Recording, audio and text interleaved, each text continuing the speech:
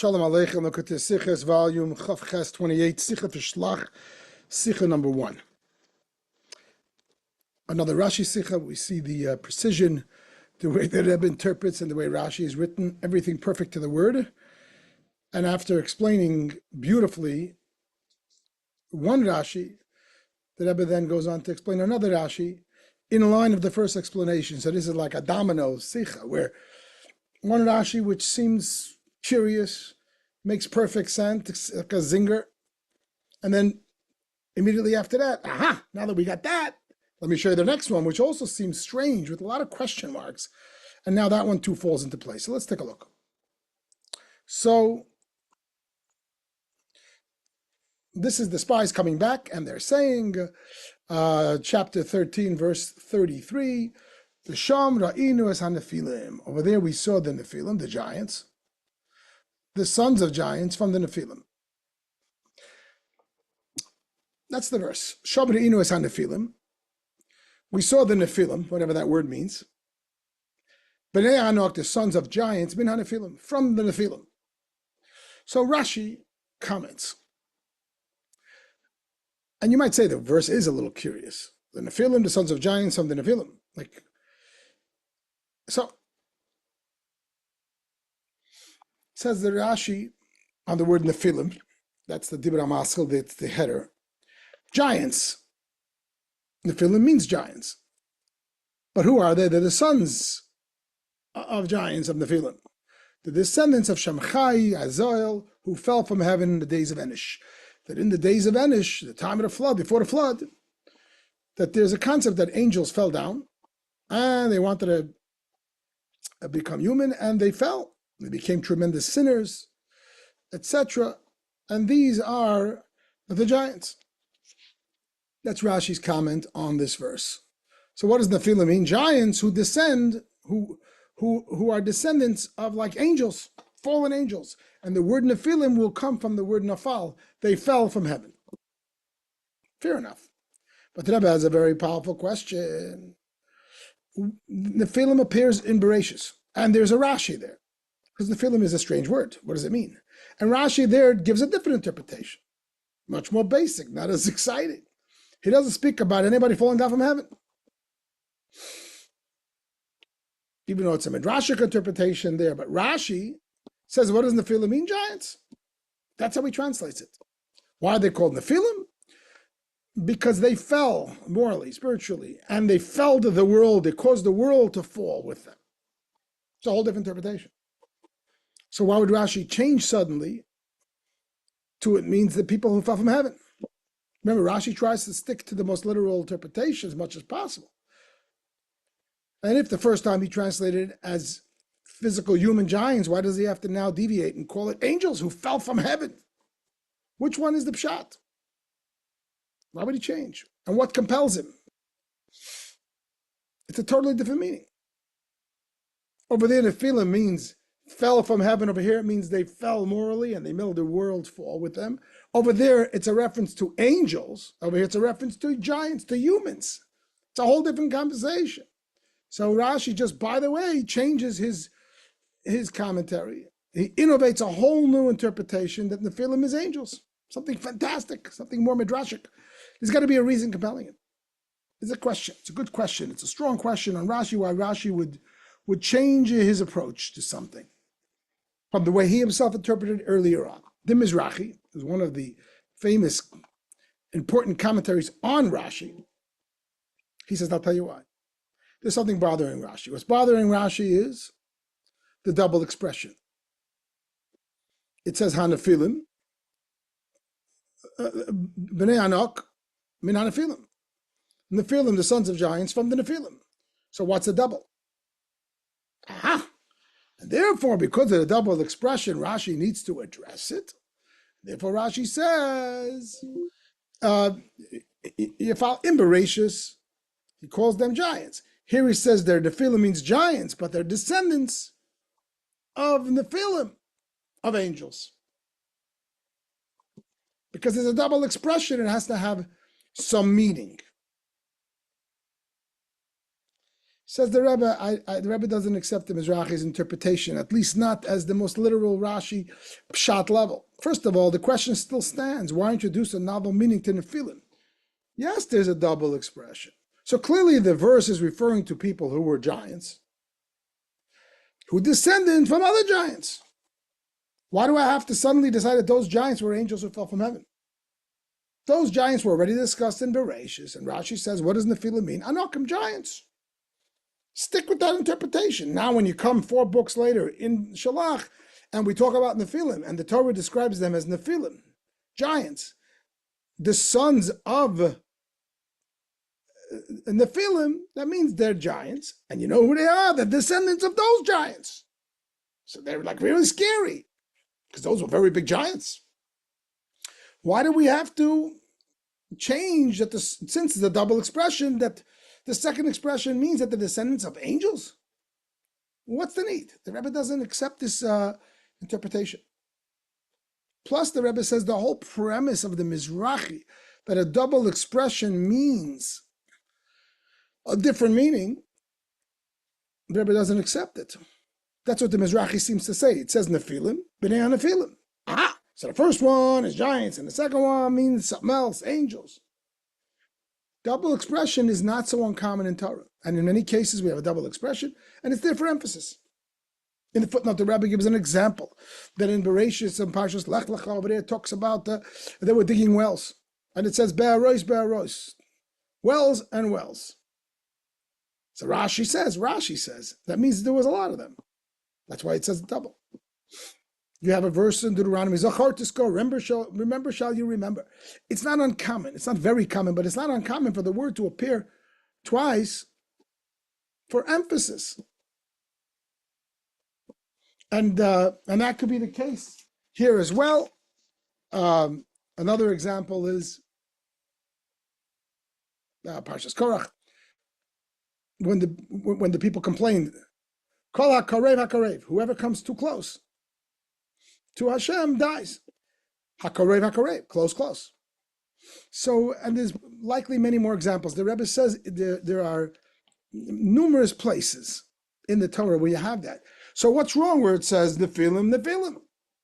That itself is not a problem. That itself doesn't compel us to say that there's a different meaning,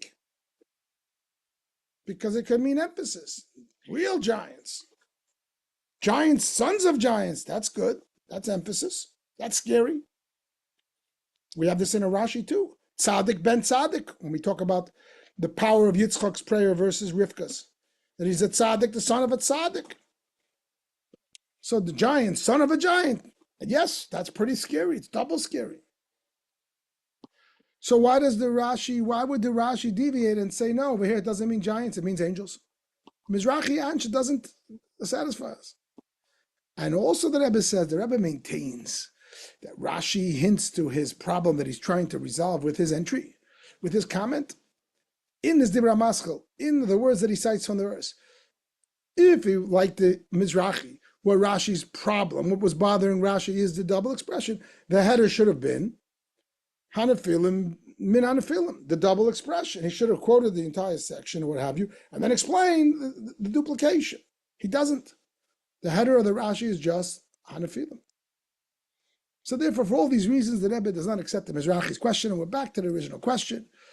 That why would Rashi change from Bereshis? This is a strong question. This bothers the Lubavitcher Rebbe. The verse says in the Nephilim, they saw giants. We know what giants means. We already learned Bereshis, and Rashi told us that means Anakim, giants, a simple meaning. Why are they called giants? Because they destroy the world, etc. Nephilim, they fell down. We got it. But we know what Nephilim means. Now when it's revisited again, and we tell you these Nephilim are the sons of those Nephilim, very good. These giants are descendants of those giants. Rashi comes along and says, no, they're descendants of people who fell from the heaven. Why does he have to innovate that? Remember, in Bereshis, that Rashi doesn't talk about that. That's a midrashic interpretation. Suddenly, he feels compelled to introduce it. There's got to be something more that's going on, says the Rebbe. So the Rebbe comes along and says, I'll tell you what's going on.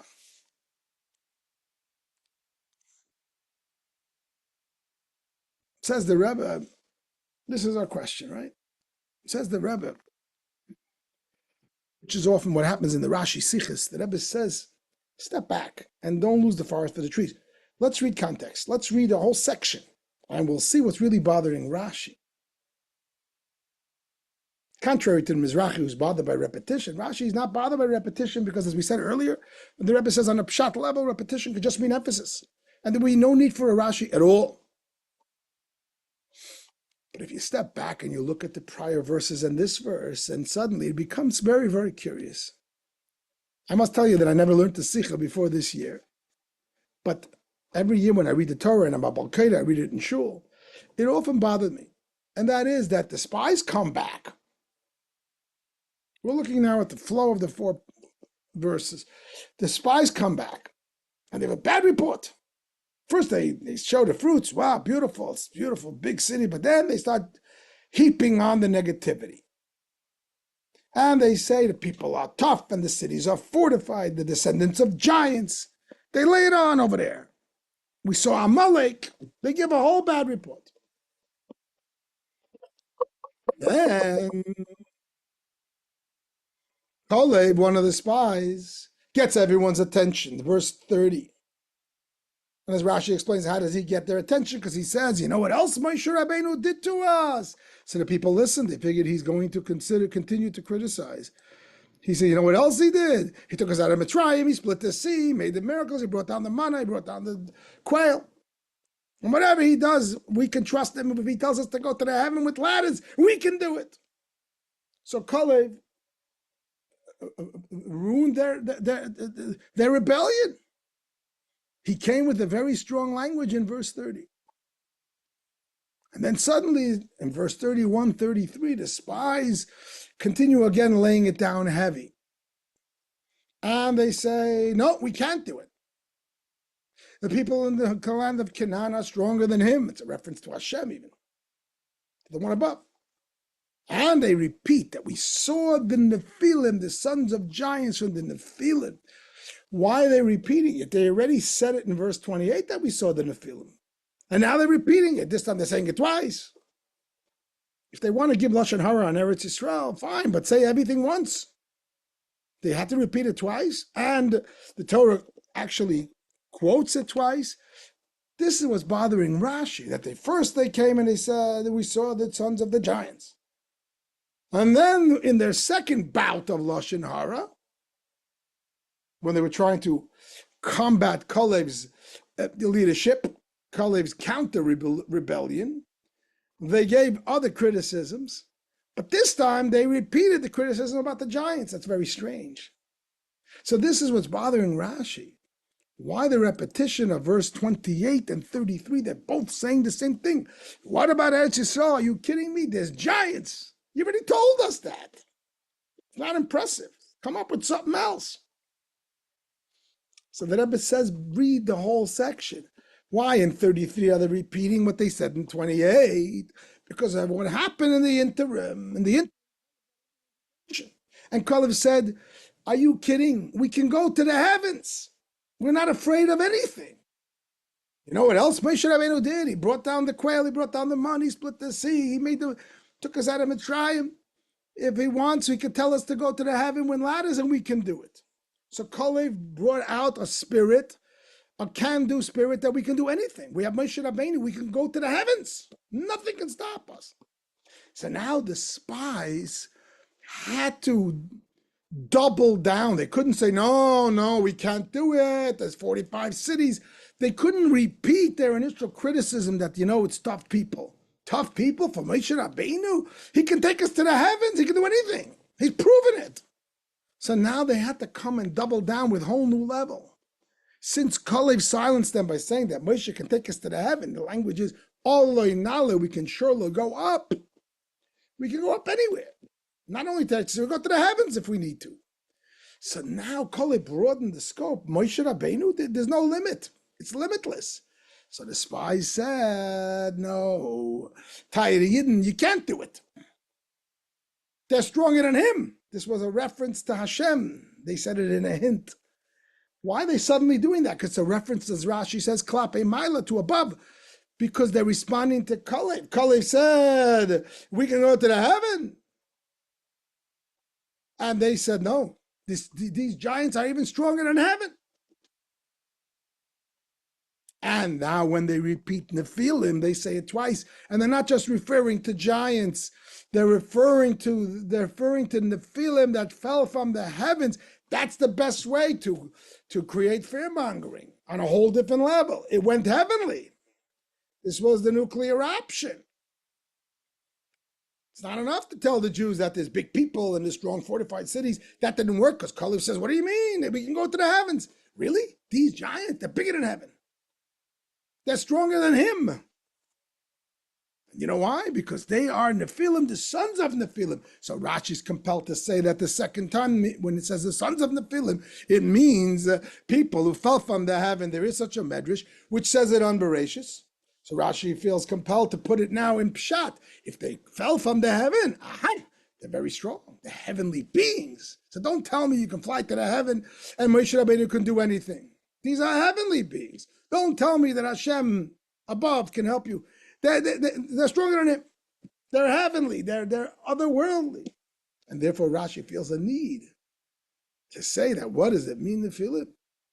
Not giants alone, but in this case, they're descendants of Chamchoy and Azal who fell from the heavens.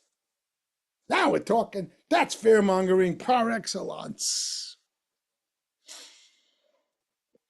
Step back and realize the brilliance and the precision and the way the Rebbe teaches us how to learn a Rashi.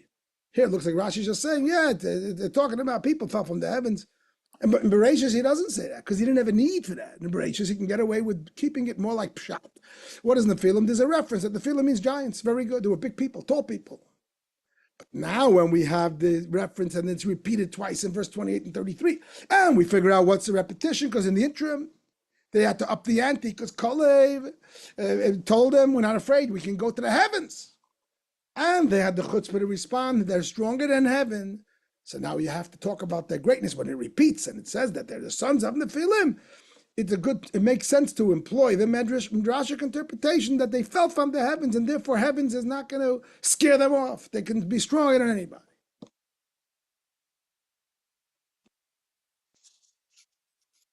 The Rebbe says this will also explain two other details in Rashi. Why Rashi lists the names of the giants and why he says in the days of Enosh. If you take them out of the Rashi seems to make the point that they're giants, descendants of giants or whatever, or angels who fell from the heaven. Why does he have to say that it happened in the generation of Enosh and that it's Shem Chazoi and Azoyel? We have to know the names. It's not a usual thing in Rashi. Plus, the Rebbe says that there are other opinions that have different names. So he's choosing these names. So the Rebbe says, because if you're teaching this to the student and the student is a little bit advanced, he's going to say, I hear you. They're arguing that these people fell from the heaven and therefore watch out for them and they're very strong and mighty and these are their descendants and they can even chas v'shalom win over Hashem. But really, they can win over Hashem. I mean, I understand that but Hashem's the boss. For this reason, he says they come from the generation of Enosh. Generation of Enosh means generation of rebellion. The Torah itself says that was a generation of Enosh. Hucha likro b'shem Hashem. They started to proclaim the idolatry. And they had a tremendous rebellion. They had a rebellious spirit. And they had might. The proof is they survived the flood. If you were here if you're descendant of people who existed, or giants or angels, who existed in the time of Enosh, this is pre-flood, how did they survive? They weren't on the list of guests in the ark. They weren't on the guest list of the ark. Because they're so heavenly that they were able to survive from the days of Enosh, which is pre-flood, to now.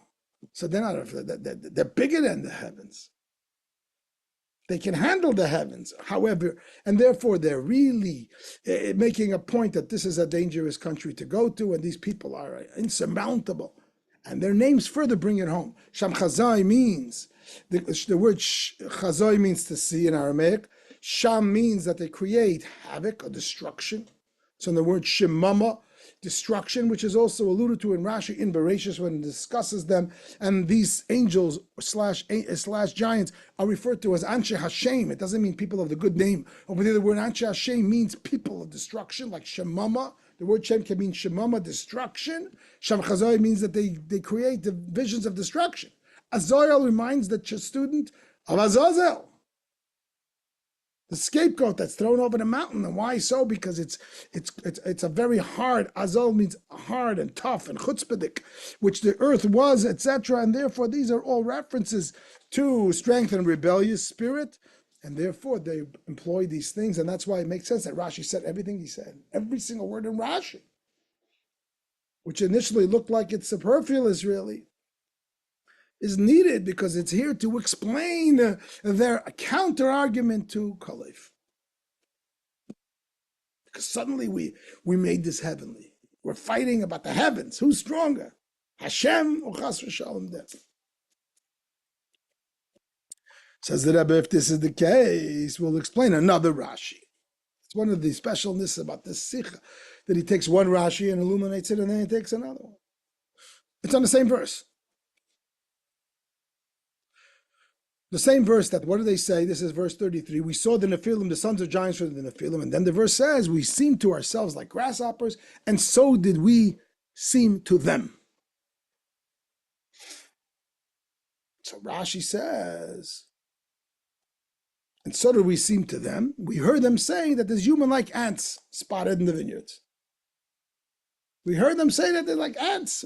We seem to them like nothing. And then Rashi explains the word giants, anok.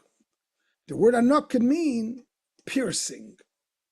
Shemanikim chama b'koimosam, that they pierce the sun with their stature. This is the Rashi. I want to just say, first of all, there's a problem. Why suddenly did they talk about the fact that there's the ant thing, that we felt so tiny? They didn't say it before in their first gossip, their first bout of Lashon Hara before Kalev. They just said there's big cities and big fortifications. They didn't talk that people are describing them like ants. Why does this come up now? This is not explicit in the Sicha, but this is implicit. But also when you look at the Rashi, why is Rashi explaining the Anok thing? He's translating Anok, a giant, that it means something with piercing the sun with their stature. So there's two problems with that.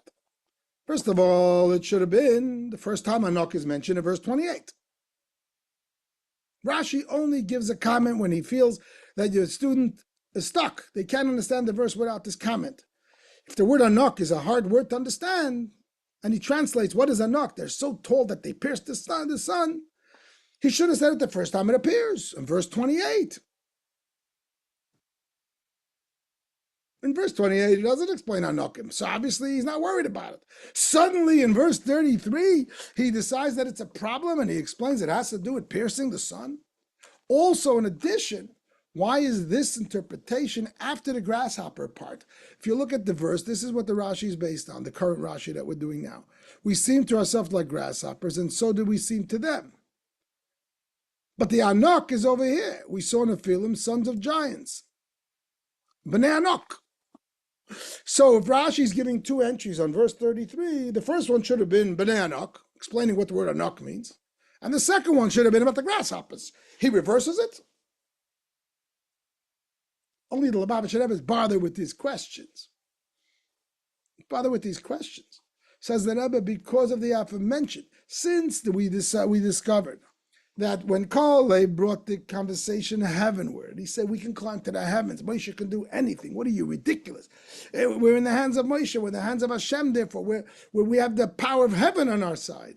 Suddenly, the spies felt compelled to up the ante and talk about threats that are bigger than heaven. Chazakumi, many stronger than the above, kaviyachol, God forbid, etc., etc. And they had to suddenly say they're not just giants; they come from angels that fell from heaven, as we said earlier. Suddenly now they start to feel like grasshoppers. Suddenly now they said these people are like angels. They come from angels. We felt like grasshoppers. They didn't say that till now, because till now they weren't speaking of them as so huge. They said they're giant people. Suddenly they're saying they're giant people. They come from angels. They really turn themselves insignificant, and that's why the grasshopper thing comes in now. And that's why the Anok needs an interpretation, you see. Where it says Anok in 28, it means giants. We know what the word Anok means. Now that we're decided this is not just giants, it's giants. The skyscraper giants, it's giants that come from angels. They're heavenly. They're they that fell from heaven. So now Rashi feels compelled. And to the extent that we feel like grasshoppers, the second half of that verse, wow, they must be really big. So now Rashi goes back and says, by the way, the word Anak can have another meaning. Normally Anak means giants, but over here Anak means that they pierced the sun. So everything becomes perfect. The original Rashi, why Rashi says what he says, he doesn't rely on his interpretation and Bereshis that it means giants, and he's talking about people falling from heaven. And B, the second Rashi, of why suddenly here he describes the Anak, and he does it at the end, after he explains the grasshopper complex. Because here's where they felt really, really small, because they started feeling heaven is closing in on them. And therefore here, Anak suddenly has a deeper meaning. Again, this is midrashic in source. Rashi doesn't normally resort to that unless he has to. In 28, he doesn't have to. Anak means a giant. But here in 33, since we're talking about these giants, these heavenly beings falling down, everything else, Anak, we have a midrashic meaning that Anak can mean piercing the sun. They're really giant. Rashi employs it. And he employs it after the grasshopper complex thing of his interpretation, seemingly out of order, because now you really understand how tiny they felt and how big they seemed to them. So therefore, the Anak needs another interpretation. Says the Rebbe, we know that Rashi has what's called Yenish Torah, the wine of Torah. Even though Rashi's job is nominally pshat, but Rashi also has in him wine of Torah, secrets of Torah, hidden things of Torah, embedded in the pshat. And this is a theme that the Rebbe spoke many, many times. The Rashi will never be written unpshat-like, but it also hints in the pshat itself, the deeper parts of Torah, as the Rebbe maintains that the most base level, pshat level of Torah, mirrors the deepest levels of Torah. And is quoting the Alter Rebbe, who said that Rashi has in it the wine of Torah, the hidden secrets of Torah. Says the Rebbe, this Rashi hints to the Chassidus on this section. What's the Chassidus on this section? The Alter Rebbe explains at length that these spies, how is it possible they suddenly lost heart, and the generation they thought that they can't go to Israel, and they lost. According to Chassidus, it's not acceptable that suddenly they forgot about the miracles. Who would not have faith after seeing such miracles? So Chassidus explains that really what? They were afraid for a spiritual downfall. Here they were living in the bubble, and there was no test of faith. They were eating bread from heaven, so there's never a question where it's coming from. And they were afraid to go to the land and become farmers and earn their own keep. And suddenly they were afraid they're going to be eaten up by the land spiritually. They're going to lose their spiritual stature. And this becomes the Hasidic interpretation of these verses. That the spy said, it's a land that eats up its inhabitants. On a simple level, it means that what? That they'll crush us. On a spiritual level, it means it will eat us up. It will swallow us up. We will no longer maintain our spiritual status as Jews, because it's going to schlep us down. We're going to be involved in physicality. And this is the Chassidus is well known on this section.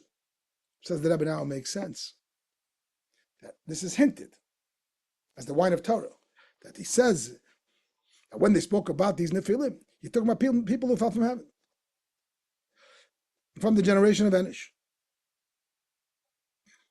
The concept of falling from heaven, it's brought down that in the Medrash that they fell from heaven. These were angels who said to Hashem, we want to go down. And Hashem said, if you go down and you have the human tests, you're going to fail. They said, no, we're not going to fail. And the fact is that they failed miserably. And they came down, these holy malachim, and they became the lowest of the low. And therefore this was being evoked by the spies in the spiritual sense by saying, you see, they're called Nephilim. Nephilim means that they fell. They fell from heaven. And they came down and they didn't withstand the temptations. So you want us to go to the Holy Land and go away from the bubble, which was heaven-like, in the desert, and go to the land and have to live in human natural existences? We're going to be like those angels. We're going to fall. So it's embedded right in the Rashi, the whole look at the Torah. Says the Rebbe that what was the answer of Yeshua and Kalev? No. Im chafetz banu Hashem, if Hashem wants us, we can do this. And the way Chassidus explains it, and the Rebbe highlights it here, that since that the angels cannot do it, but a Yid could. The angels, if they were tested in this world for one day, they would fail, which is what happened with these people, these Shem Chazoil and Azal. However, a Yid, because a Yid is a Chelek Kamim al Mamish, he has a piece of divine in him. And the language is Im chafetz banu Hashem, Hashem desires us. Translation, that he is the Neshama, comes from Hashem's inner essence, his chafetz, his pleasure, his desire.